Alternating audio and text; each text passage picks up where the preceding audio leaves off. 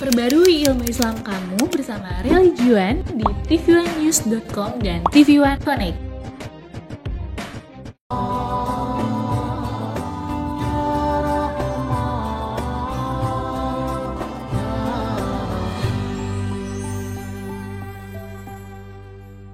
Assalamualaikum warahmatullahi wabarakatuh.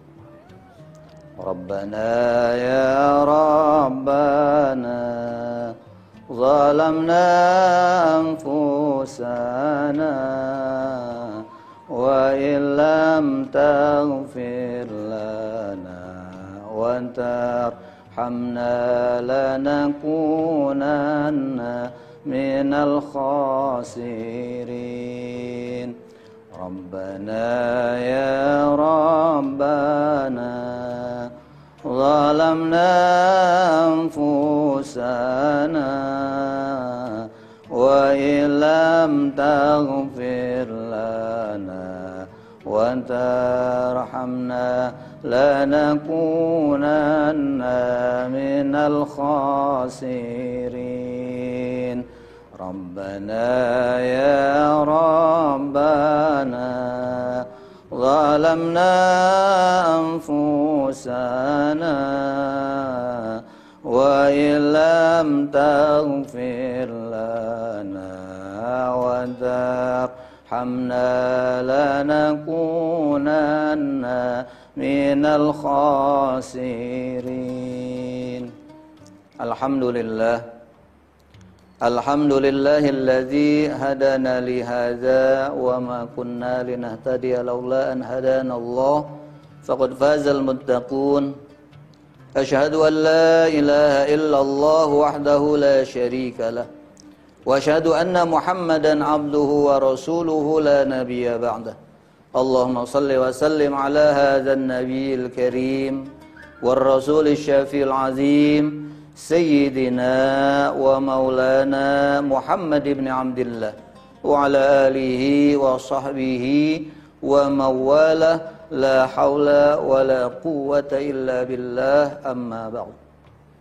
Hadratil mukarramun, para pemirsa muslimin muslimat yang sama-sama dimuliakan oleh Allah Subhanahu wa taala. Puja-puji syukur marilah kita selalu panjatkan kehadirat Allah Subhanahu wa taala yang mana pada kesempatan kali ini kita masih diberikan kesempatan hidup dan hidup sebagai manusia yang beriman. Mudah-mudahan dengan kesempatan hidup ini ketika Allah berikan kepada kita akan menambah rasa syukur kita kepada Allah Subhanahu wa taala. Akan menambah rasa keimanan dan keyakinan kita kepada Allah Subhanahu wa taala. Karena hidup ini tidak perlu takut. Hidup kita ini sudah dijamin oleh Allah Subhanahu wa taala. Tapi dengan syarat malam yashkuril katsir, malam yashkuril qalil lam yashkuril katsir.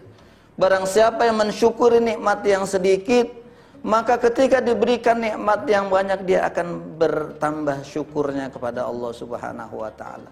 Tidak akan ada yang dilepas oleh Allah kehidupan manusia di alam dunia ini. Ketika kita bersyukur kita dijadikan oleh Allah sebagai manusia. Jangankan manusia, cacing pun, semut pun masih diberikan kerejekian dan permilikan oleh Allah Subhanahu wa taala. Hadirin kaum muslimin wal muslimat yang sama-sama dirahmati oleh Allah Subhanahu wa taala. Rasulullah sallallahu alaihi wasallam bersabda, "Yati 'alan nasi zamanun." Akan datang satu masa kepada manusia. Akan datang satu zaman kepada manusia. As-sabiru fihim 'ala dinihi. Dia berpegang teguh kepada agamanya. Qalqabidi alal jamri, tapi seolah-olah dia memegang bara api. Kapan itu? Sekarang. Kapan itu? Sekarang. Kita sudah alami zaman itu yang digambarkan 15 abad yang lalu oleh baginda Rasulullah sallallahu alaihi wasallam. Semua kita serba takut. Apa sih yang kita takuti? Mati. Kita di rumah pun kalau ajal menjemput kita, kita tetap mati. umpet dimanapun kita tidak akan bisa ketika ketentuan itu sudah ada. Orang yang menggunakan masker, orang yang tidak menggunakan masker, mati ya tetap mati. Dalam Al-Quran, فَإِذَا جَاءَ أَجَلُهُمْ لَا يَسْتَأْخِرُونَ سَاعَةً وَلَا يَسْتَقْدِمُونَ. Yang namanya umur enggak bisa maju, enggak bisa mundur, enggak kurang, enggak nambah. Ketentuan Allah itu sudah pasti. Makanya hidup ini jangan perlu kita takuti. Bahkan kita harus dekati cahaya itu. Cahaya apa? Cahaya Allah Subhanahu wa ta'ala. Di dalam Al-Quran jelas, Allahu nurus samawati wal ard. Allah memberikan cahaya langit, memberikan cahaya bumi. Kenapa Allah tidak sekaligus saja ketika memberikan cahaya, sekaligus cahaya langit langsung menerangi cahaya bumi? Tetapi kenapa ayat ini Allahu nurus samawati wal ard? Allah memberikan cahaya langit, Allah memberikan cahaya bumi. Apa cahaya langit itu? Cahaya langit itu diberikan kalimat oleh Allah Subhanahu wa ta'ala, sallallahu ala Muhammad. Maka warnanya kejingga-jinggaan, terang. Itulah gambaran kekasih Allah Subhanahu wa ta'ala. Dengan sholawat itu maka langit itu bercahaya. Kemudian cahaya itu diturunkan oleh Allah ke bawah. Cahaya yang gelap gulita. Bumi diberikan kalimat oleh Allah. Dengan kalimat apa? Inna lillahi wa inna ilaihi raji'un. Allahu nurus samawati wal ard. Masalu nurihi kamishkatin fiha misbah. Jadi Allah itu selalu membuat perumpamaan-perumpamaan di muka bumi ini. Bahkan di ayat yang lain Allah nyatakan buat kita, masalul jannatil lati wa'idal muttaqun, perumpamaan surga yang dijanjikan oleh Allah buat orang-orang yang bertakwa.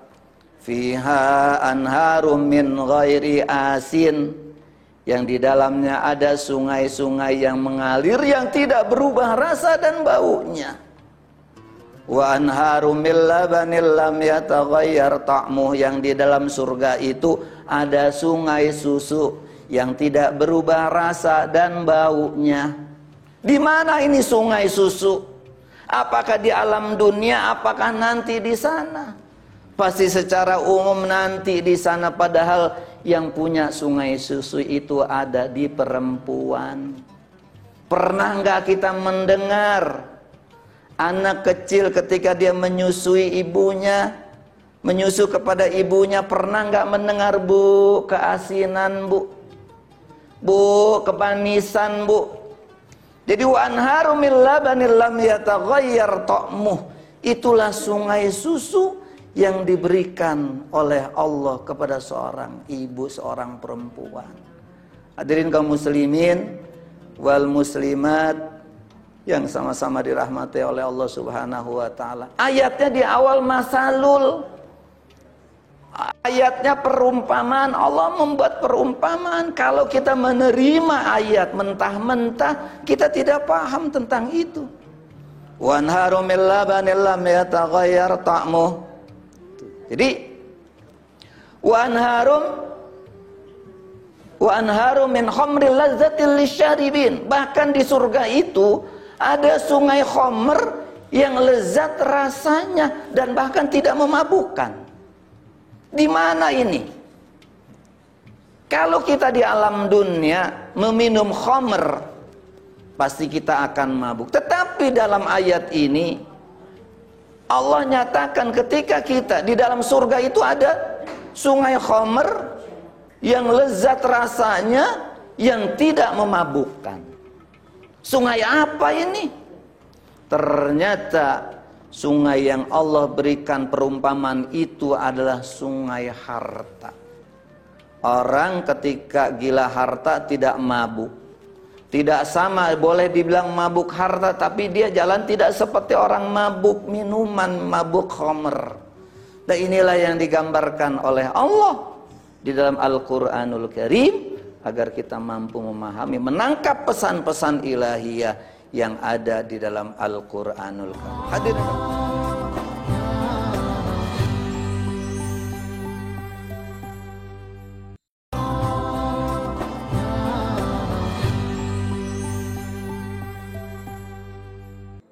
kemudian Allah memberikan perumpamaan. Kita lanjutkan dengan dari sungai susu, kemudian sungai khamr, wa anharu min khamril lazzatil lisyaribin. Di dalam surga itu ada sungai khamr, lezat, bahkan tidak memabukkan. Sungai apa ini? Kalau kita bisa lihat, banyak orang yang mabuk harta beda dengan orang yang mabuk dengan khamr. Ada orang yang mabuk dengan kedudukan, beda juga dengan mabuk khamr. Hadirin kaum muslimin wal muslimat yang sama-sama dirahmati oleh Allah Subhanahu wa taala. Inilah kembali kepada diri kita. Jangan pernah kita takut hidup di alam dunia ini. Karena semua sudah ada ketentuan dari Allah Subhanahu wa taala. Kembali kepada ayat yang lain. Kalau kita merasa takut, Allah nyatakan juga di dalam surat yang lain, A'udzubillahi minasyaitonirrajim, Bismillahirrahmanirrahim. Ya ayyuhal muddassir. Hai orang-orang yang berselimut. Kenapa Allah memberikan peringatan ini? Selimut apa ini? Kita selalu berselimut dengan kesombongan. Kesombongan apa? Kesombongan harta kita, kita berselimut. Berselimut kita dari jabatan kita, kita berselimut, sombong kita. Kemudian kita sombong juga dengan nama predikat kita. Kita sombong. Maka diberikan peringatan oleh Allah, ya ayyuhal muddatsir, orang-orang yang berselimut. Kita buka selimut kesombongan itu. Kita buka selimut ketakaburan kita. Kita buka selimut ujub yang ada dalam diri kita. Bagaimana caranya? Qum fa'anzir. Bangun.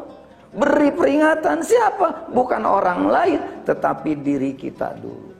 Ketika kita sudah mampu memberikan peringatan buat diri kita, kita buka selimut yang ada di diri kita, selimut kesombongan, baru kita mampu membangunkan jiwa kita. Qum fa'anzir, beri, setelah bangun beri peringatan diri kita, bukan orang lain. Ketika kita sudah mampu memberikan peringatan buat diri kita, insya Allah lahir dan batiniah kita bersih, lahir dan batiniah kita suci, baru kita mampu menghadap kepada Allah Subhanahu wa taala. Bagaimana caranya untuk membangkitkan jiwa, membangun batin kita?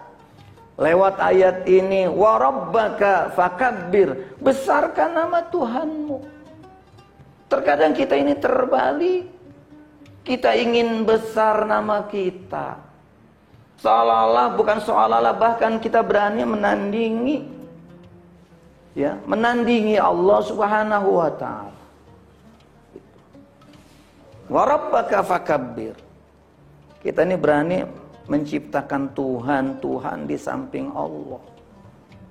Kita kepengen besar, padahal yang maha besar, yang wajib besar hanya Allah Subhanahu wa ta'ala. Kita ini bukan kecil, bahkan tidak ada, tetapi terkadang kita merasa ada. Ketika kita mengucapkan takbiratul ihram, Allahu Akbar, Allah maha besar, bukan kita kecil, Allah tidak. Allah itu maha besar, kita ini tiada. Terkecuali Allah besar, bahwa kita kecil. Tetapi ketika maknanya Allah maha besar, baru kita ini tiada. Hadirin kaum muslimin wal muslimat yang sama-sama dirahmati oleh Allah Subhanahu wa taala.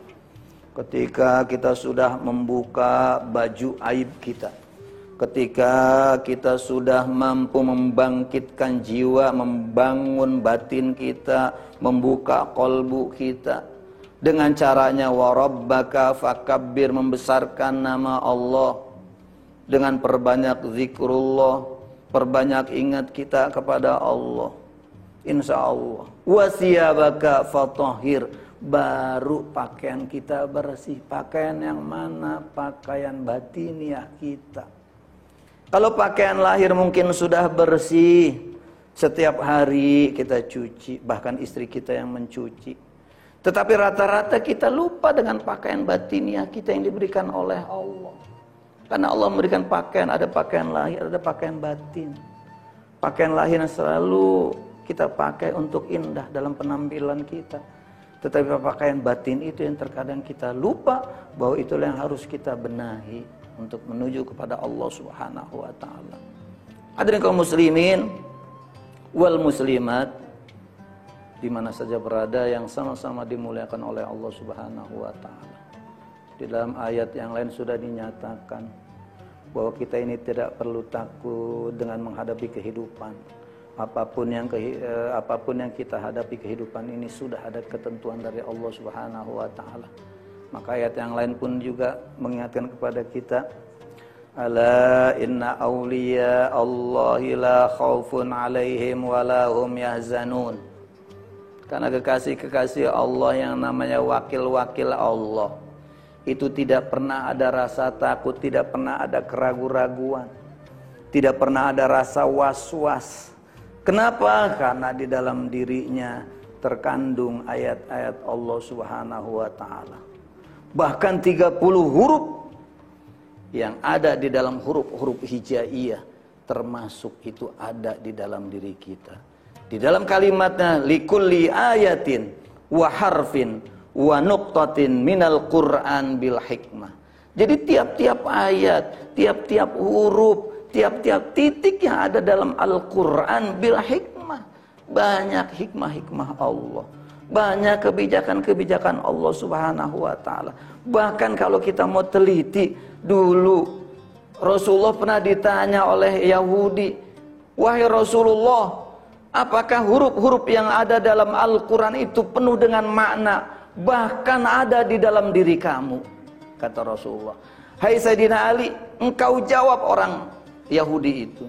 Akhir Rasulullah, mohon ya Allah, engkau beri petunjuk Sayyidina Ali agar mampu menjawab pertanyaan-pertanyaan dari orang Yahudi. Kita lihat huruf alif, di mana huruf alif diletakkan oleh Allah di dalam diri kita. Kita lihat ketika bayi lahir, ketika usia sudah 40 hari, maka disitulah SK manusia diturunkan oleh Allah. Di mana? Di hidung manusia. Kenapa Allah letakkan di hidungnya? Karena di sana ada napas. Karena kebanyakan manusia itu lupa bersyukur kepada Allah Subhanahu wa taala. Lewat ayatnya, fa bi ayyi ala'i rabbikuma tukadziban. Nikmat Tuhanmu yang mana yang hendak kamu dustakan? Banyak kita mendustakan nikmat Allah. Ketika kita bangun dari tidur kita, boro-boro kita ingat dengan Allah, lupa dengan doa. Padahal kita dari mati dihidupkan oleh Allah. Banyak kita bersyukur kepada Allah dengan doa ketika kita dibangunkan dari kematian oleh Allah Subhanahu wa taala. Alif ditaruh di hidung manusia agar kita selalu ingat bahwa tarikan napas kita, keluar masuknya napas kita, di situ ada ketentuan Allah Subhanahu wa taala.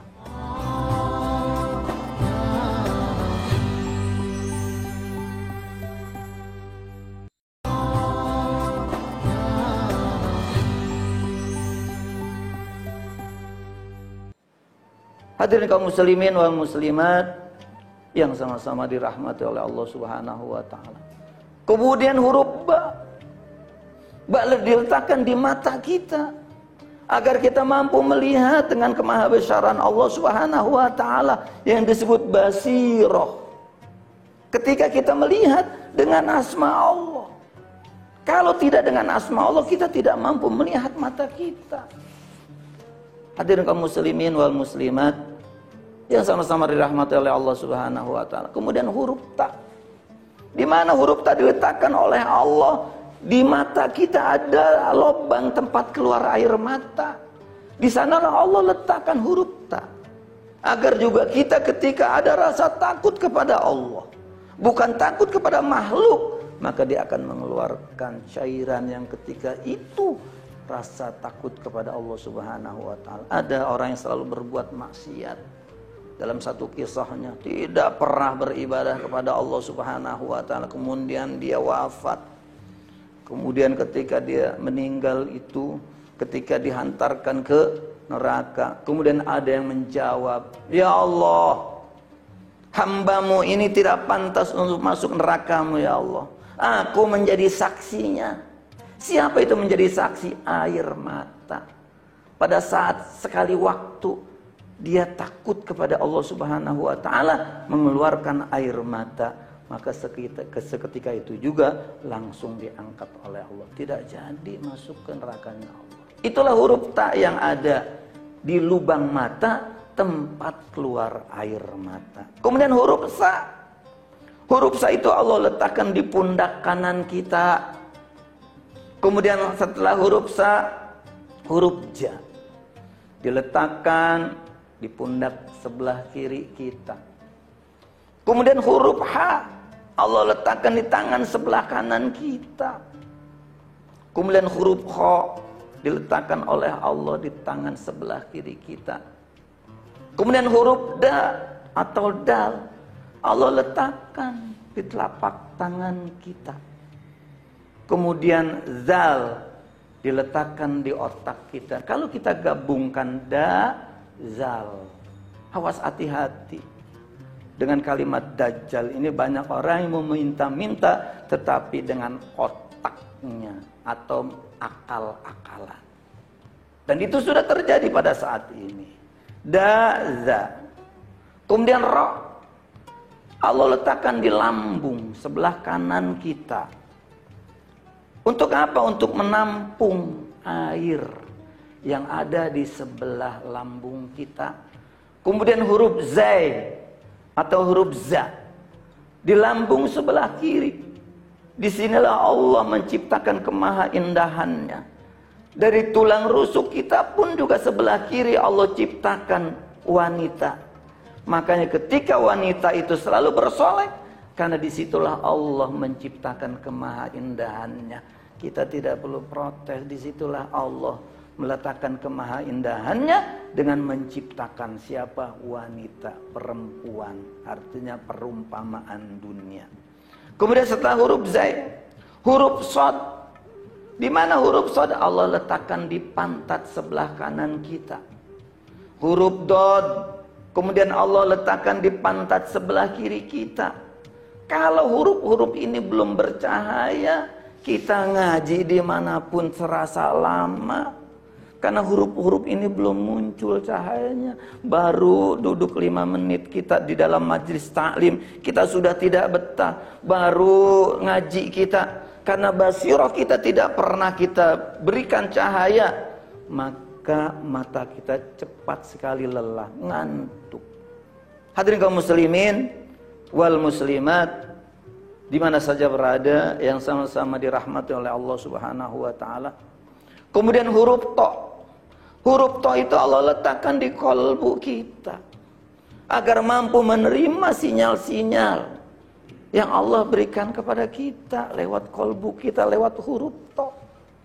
Makanya ada huruf-huruf yang disebut dalam ilmu tajwid itu huruf-huruf apa yang diawali dengan huruf-huruf tersendiri, atau yang disebut namanya ada mad lazim harfi musybah gitu. Kemudian setelah huruf to, huruf zo itu ditaruh di gigi kita, diletakkan di gigi kita agar kuat. Ketika ada cahayanya gigi kita akan kuat.